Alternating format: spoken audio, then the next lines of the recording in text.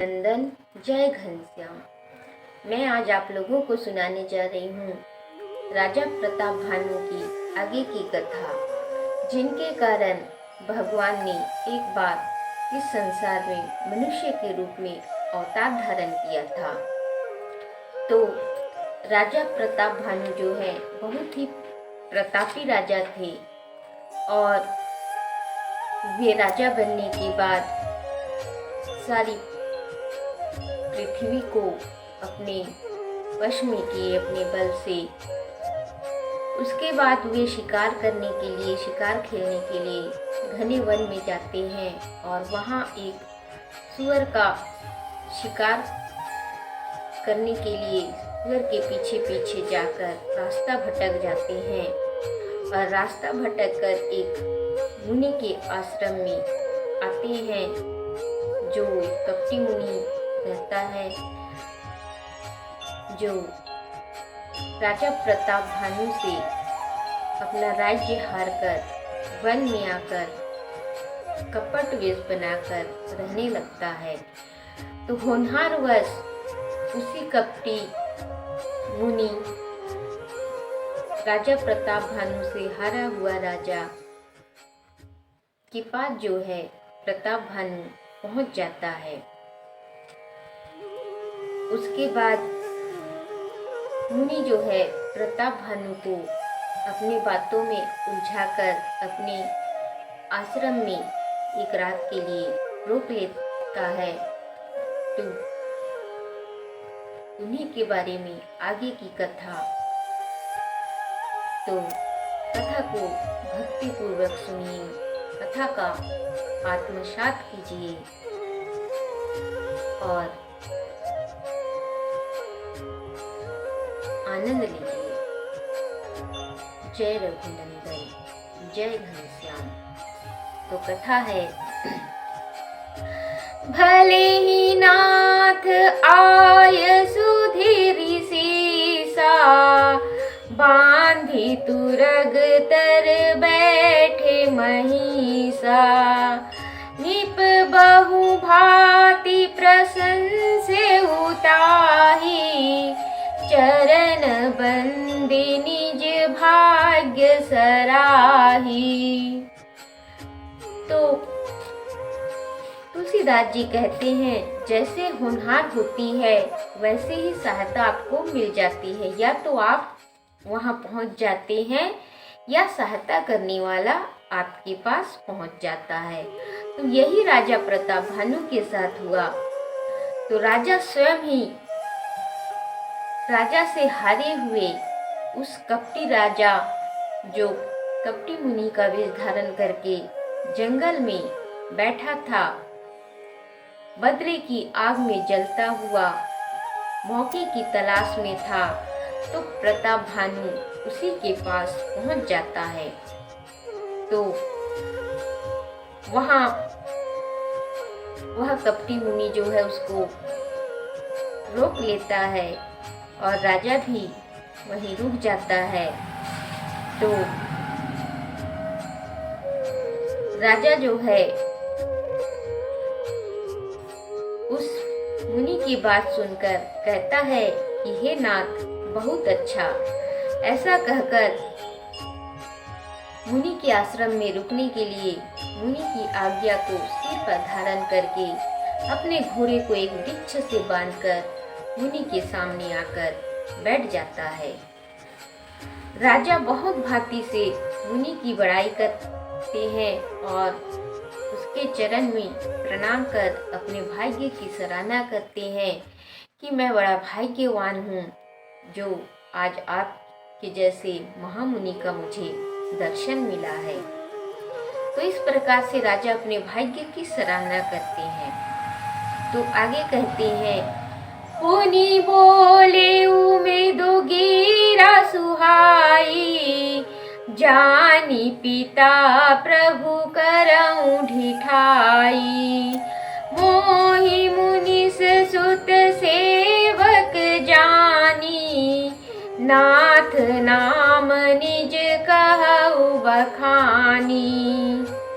तो राजा फिर कोमल और सुहावनी वाणी से कहता है कि हे नाथ, मैं आपको पिता के समान जानकर, अपनी पिता जानकर ढिठाई करता हूँ कि हे मुनीश्वर, मुझे अपना पुत्र, अपना सेवक जानकर आप अपना नाम बतलाइए।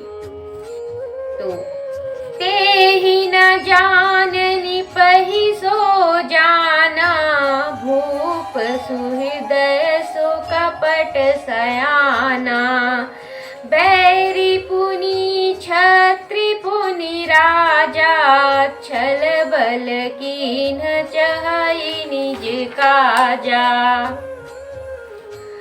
तो प्रताप भानु राजा जो है उस कपटी मुनि को नहीं जानते थे, लेकिन वह कपटी वेशधारी मुनि जो है वो प्रताप भानु को देखते ही पहचान गया था, क्योंकि जिसके कारण वो, जिससे हार कर वो अपना राजपाट, अपना सुख वैभव सब छोड़कर जंगल में मुनि का वेश धारण करके रहने लगा, तो भला वो कैसे प्रताप भानु को नहीं पहचानता।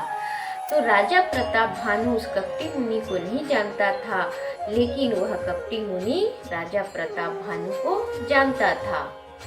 राजा का हृदय निर्मल था और वह कपट से रहित था, लेकिन वह जो कपटी मुनि था वह कपट करने में चतुर था।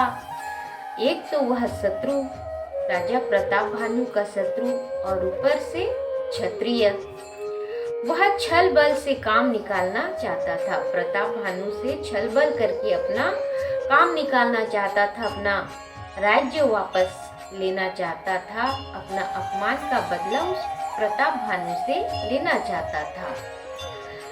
समुझी राज सुख दुखित राती, अवा अनल वसूल गई छाती, सरल बचन निप के सुनि काना, बयर संभारे हृदय हरसाना। तो अपने राज्य सुख को याद करके वह क्षत्रिय राजा जो कपटी मुनि का वेश धारण किया था, वह अपने राज्य सुख को याद करके दुखी हो रहा था। कुम्हार की अवे के समान उसका हृदय जल रहा था। तो राजा प्रताप भानु के सरल वचन सुनकर और अपना वैर, अपनी दुश्मनी को याद करके वह मन ही मन बहुत प्रसन्न हुआ, बहुत खुश हुआ कि आज मुझे मौका मिला है इस प्रताप भानु से बदला लेने का। वह मन ही मन बहुत खुश हुआ। तो आगे कहते हैं, कपट बोरी बानी मृदुल, बोले उजुगती समेत, नाम हमारी भिखारी अब निर्धन रहित निकेत। तो वह कपटी मुनि राजा से बोला कि अब हमारा नाम भिखारी है, क्योंकि अब हम निर्धन हैं और घरहीन है, हमारे पास न रहने के लिए घर है न धन है। तो इस प्रकार से कपट से भरे कोमल वचन युक्ति पूर्वक वह कपटी मुनि जो है राजा प्रताप भानु से बोला कि अब हमारा नाम भिखारी है, क्योंकि न हमारे पास अब धन है और न ही रहने को घर है, अब हम वन के वासी हैं। कह निपजे विज्ञान निधाना, तुम सारिखे गलित अभिमाना, सदरहि अपना पौ दुराए, सब विधि कुशल कुवेश बनाए। तो उस कपटी मुनि की बात को सुनकर राजा प्रताप भानु कहते हैं कि आप सरीखे जो विशेष ज्ञान की ध्यान होते हैं और अभिमान से रहित होते हैं, वे सदैव अपने आप को संसार से छिपाए रखते हैं, क्योंकि कुवेश बनाकर रखने में ही सब प्रकार से भलाई है। कुवेश बनाकर रखने से ही जो है तपस्वियों का तप पूरा होता है और वे जो है अपनी सिद्धि को, लक्ष्य को प्राप्त करते हैं। तो आगे कहते हैं, ते ही ते कहाँ ही संत श्रुति तेरे, परम अकिंचन प्रिय हरि के रे। तुम समधन भिखारी अगेहा, होत विरंचे शिव ही संदेहा। तो आगे राजा कहते हैं उस कपटी मुनि से कि इस प्रकार से अपने आप को छिपाए रखने से ही जो संत और वेद पुकार कर कहते हैं कि परम अंकिचन ही भगवान के प्यारे हैं। इसी से तो संत और वेद कहते हैं कि परम अंकिचन ही भगवान के प्यारे हैं। आपके समान भिखारी और गृहहीनों पर ब्रह्मा और शिव जी को भी संदेह होता है कि वास्तव में ये कौन है, क्या चाहते हैं। जोशी तव चरण नमामि, मोह पर कृपा करि अब स्वामी। सहज प्रीति भूपति कह देखी, आप विषय विश्वास विशेषी। तो हे मुनि, आप जो कोई भी हो सो हो, आपके चरणों को मेरा सत सत प्रणाम। हे स्वामी, अब मुझ पर कृपा कीजिए। तो इस प्रकार कपटी मुनि अपने ऊपर राजा की स्वाभाविक प्रीति और अपने में विशेष विश्वास देखकर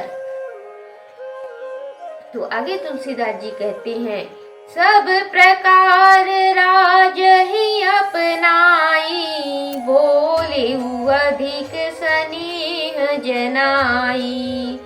सुनु सती भाव कहूँ मही पाला, यहाँ बसत बीते बहु काला। तो अपने ऊपर राजा प्रताप भानु की स्वाभाविक प्रीति और विशेष विश्वास को देखकर वह कपटी मुनि जो है फिर बोलता है कि सुनो राजन, मैं शुद्ध भाव से कहता हूँ।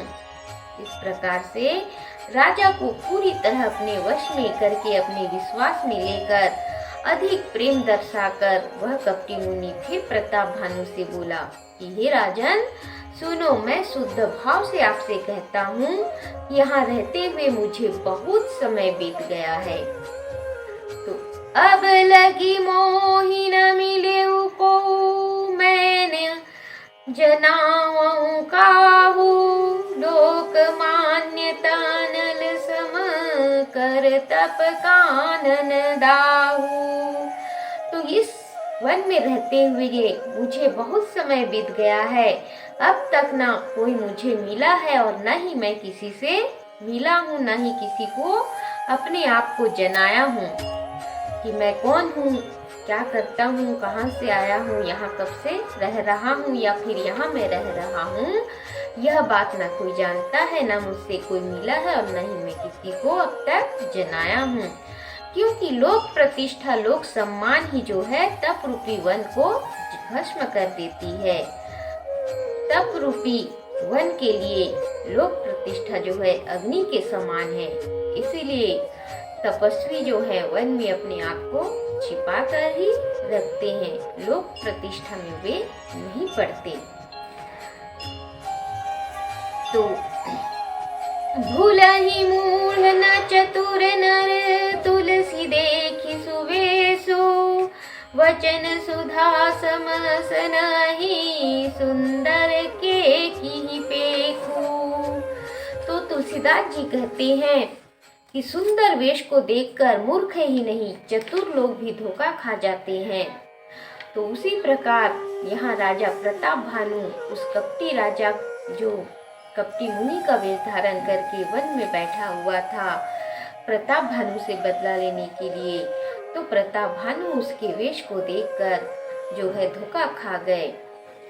तो मोर दिखने में सुंदर है, अमृत के समान बोलता है, लेकिन भोजन वो सांप का ही करता है। तुलसीदास जी कहते हैं कि मोर जो है सुंदर दिखता है, मीठा बोलता है, लेकिन भोजन सांप का ही करता है। तो सुंदर वेश को देखकर मूर्ख लोग ही नहीं, चतुर लोग भी धोखा खा जाते हैं। इसी प्रकार राजा प्रताप भानु भी उस कपटी मुनि के सुंदर वेश को देखकर, मीठे वचन को सुनकर धोखा खा गया। तो आगे कहते हैं, ताते गुपौत रहऊं जग माही, हरि तजी किमपि प्रयोजन नाही। प्रभु जानत सब विनहि जनाए, कहु कविन सिधि लोक रिझाए। तो वह कपटी मुनि जो है राजा प्रताप भानु से आगे कहता है कि इसी कारण वन में छिपा रहता हूँ। लोक प्रतिष्ठा तप रूपी वन को भस्म कर देता है, इसीलिए मैं अपने आप को छिपा कर ही रखता हूँ और मैं वन में छिपा ही रहता हूँ। भगवान को छोड़कर मुझे और किसी से कोई प्रयोजन नहीं है। प्रभु भगवान तो बिना जनाए ही हृदय की सारी बातें जानते हैं। फिर लोग को रिझाने से क्या मतलब, लोगों को रिझाने से, संसार को रिझाने से क्या मतलब, कौन सी सिद्धि इससे मुझे प्राप्त होगी। मुझे सिर्फ भगवान से मतलब है। तुम सुचि सुमति परम प्रिय मोरे, प्रीति प्रतीति मोही पर तोरे। अब जो तात दुराऊं तो ही, दारुण दोष घटई अति मोही। तो हे राजन, तो आगे वह कपटी मुनि जो वो कहता है कि तुम पवित्र सुंदर बुद्धि वाले बहुत प्यारे हो, मुझ पर तुम्हारी प्रीति और विश्वास है। हे तात, अब जो तुमसे मैं अपनी बात छिपाऊं, रहस्य छिपाऊं, तो मुझको बड़ा भारी दोष लगेगा, इसलिए मैं अपने बारे में अब तुमको सब कुछ बतलाऊंगा। तो इस प्रकार वह कपटी मुनि जो है आगे कहता है, जिमि जिमि ताप सुख थई उदासा, तिमि तिमि निपहि उपज विश्वासा। देखा स्वबस कर्म मन बानी, तब बोला तापस बग ध्यानी। तो तुलसीदास जी कहते हैं यहाँ पर कि ज्यों वह तपस्वी उदासीन वचन कहता था, त्यों त्यों राजा उसके वश में होता गया। राजा का विश्वास उस कपटी मुनि के प्रति बढ़ता गया। तो जब राजा को कर्म मन और वचन से अपने वश में देखा, तब वह बगुला भगत जो है तपस्वी बोला, नाम हमार एक तनु भाई, सुनि निप बोले पुनि सिरुनाई। कहु नाम कर अर्थ बखानी, मोहि सेवक अति आपन जानी। तो वह कपटी मुनि राजा प्रताप भानु से कहता है कि हे भाई, मेरा नाम एक तनु है। तो यह सुन राजा सिर नवाकर फिर उस कपटी मुनि से बोलता है कि मुझको अपना सेवक जानकर हे मुनीश्वर अपने नाम का अर्थ समझाकर कहिए। तो वह कपटी मुनि कहता है, आदि सृष्टि उपजी जब ही, तब उत्पत्ति भय मोरी। नाम एक तनु हेतु तेहि, देह न धरी बहोरी। तो कपटी मुनि राजा के विनय पूर्वक वचन को सुनकर कहता है कि जब सबसे पहले सृष्टि उत्पन्न हुई, तब से मेरी उत्पत्ति हुई, तब से दूसरी देह मैंने और धारण नहीं की, इसीलिए मेरा नाम एक तनु है। तब से मैं एक ही तन को धारण किए हुआ हूँ। जब से सृष्टि उत्पन्न हुई, तब से मैं एक ही तन को धारण किए हुए हूँ, इसीलिए मेरा नाम एक तनु हुआ। जनियाचरजु करहु मन माही, सुत तपते दुर्लभ कछु नाही। तप बलते जग सृजई विधाता, तप बल विष्णु भये परित्राता। तो वह कपटी मुनि जो है राजा प्रताप भानु से कहता है कि हे पुत्र, मन में आश्चर्य मत करो, तप से कुछ भी दुर्लभ नहीं है। तप के बल से ही ब्रह्मा जो है सृष्टि की रचना करते हैं और तप के ही प्रताप से विष्णु जो है सृष्टि का पालन करते हैं, रक्षा करते हैं। तप बल शंभु करहि संघारा, तप ते अगमन कछु संसारा। भयउ निपहि सुनि अति अनुरागा, कथा पुरातन कहे सुलागा। और तप के ही प्रताप से, तप के ही बल से शंकर जी जो हैं इस सृष्टि का संहार करते हैं। तप से संसार में कुछ भी दुर्लभ नहीं है, तप के बल से सभी कुछ सुलभ है। तो यह सुन राजा को अत्यंत स्नेह हुआ उस कपटी मुनि के ऊपर। और तब जो है वह कपटी राजा, वह कपटी मुनि बहुत से पुरानी कथाएं जो है राजा प्रताप भानु को कहने लगे, सुनाने लगे। कर्म धर्म इतिहास अनेका, करई निरूपण विरति विवेका। उद्भव पालन प्रलय कहानी, कहे सी अमित आचरज बखानी।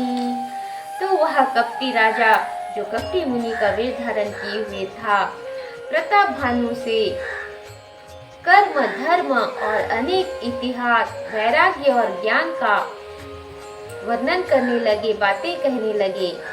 उत्पत्ति, पालन और प्रलय, इस प्रकार की अनेक और आश्चर्य भरी कथाएं जो है राजा प्रताप भानु को सुनाने लगे। सुनी महीप तापस भय बस भयऊ, आपन नाम कहन तब लयऊ।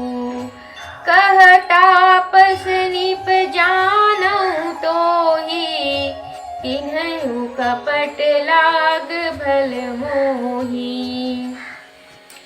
तो इस प्रकार से कपटी मुनि से नाना प्रकार की कथाएं सुनकर फिर वह प्रताप भानु राजा जो है उसके पूरे भरोसे में आ गए और फिर उसे वास्तव में बहुत बड़ा तपस्वी, ज्ञानी, मुनि जानकर, समझकर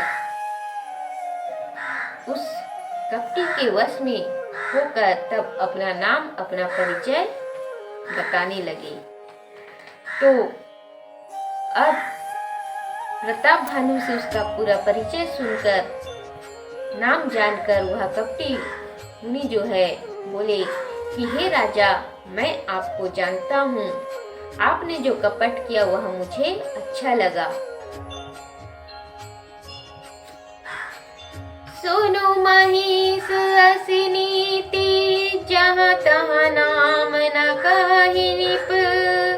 मोहि तोहि पर अति प्रीति, सोई चतुरत विचारि तब।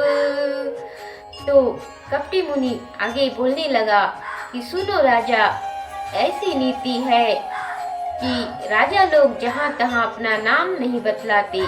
तुम्हारी बड़ी चतुराई देखकर मुझे तुमसे अत्यंत स्नेह हो गया। तो आगे कहते हैं, नाम तुम्हार प्रताप दिनेशा, सत्य के तु तव पीता नरेशा। गुर प्रसाद सब जानिय राजा, कहिय न आपन जानिय काजा। तो तुम्हारा नाम प्रताप भानु है, तुम्हारे पिता का नाम सत्य केतु है। हे राजा, गुरु की कृपा से मैं सब कुछ जानता हूँ, पर अपनी हानि जानकर नहीं कहता। देखी तात तव सहज सुधाई, प्रीति प्रतीति नीति निपुनाई। उपजी परि ममता मन मोहि, कहूँ कथा निज पूछे तोरे। तो हे तात, तुम्हारा सीधापन, प्रीति, विश्वास और नीति व चतुरता देखकर मेरे मन में तुम्हारे प्रति बहुत ही ममता उत्पन्न हो गई है। तो इस प्रकार से कपटी मुनि जो है राजा प्रताप भानु से कहने लगा कि तुम्हारा सीधापन, प्रीति, विश्वास और नीति व चतुरता देखकर मेरे मन में तुम्हारे प्रति बहुत ही ममता उत्पन्न हो गई है। इसीलिए तुम्हारे पूछने पर मैं अपनी कथा सुनाता हूँ। अब प्रसन्न में संशय नाही, मागु जो भूप भाव मन माही।